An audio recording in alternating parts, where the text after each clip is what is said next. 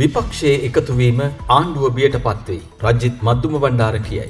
විපක්ෂයේ සියලු පක්ෂ එකම වේදිකාවකට ගොඩවීම නිසා ආණ්ඩුව අද බියට පත්වී ඇතැයි සමගි ජන බලවේගයේ මහලේකම් රජිත් මද්දුම බණ්ඩාර මහතා පවසයි. විපක්ෂ නායක කාර්යාලයේදී සියලු විපක්ෂයේ පක්ෂ නායකයන් සහ ලේකම්වරු ඊයේ රැස් වූ අවස්ථාවෙන් පසු ඔහු මේ බව පැවසීය.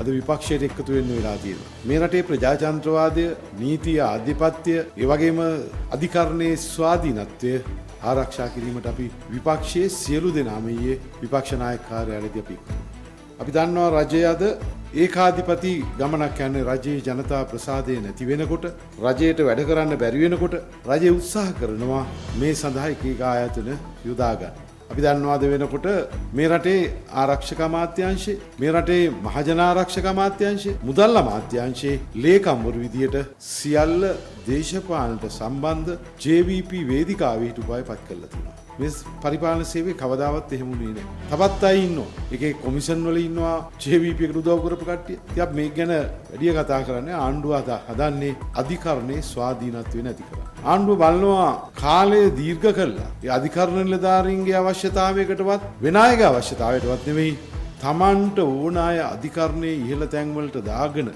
ඒ තුලින් මේ ආණ්ඩුව කොහොමද ගෙනියන්නේ කියලා ආණ්ඩුව කල්පනා කරනවා. උච්චලයේ ඉලක්ක කරගත්ත සේවා දිගු වලට අපි ඉඩ දෙන්නේ නැහැ විපක්ෂයේ විදියට. ඒක නිසා තමයි විපක්ෂයේ සියලුම දෙනා ඊයේ මෙතන එක්කම.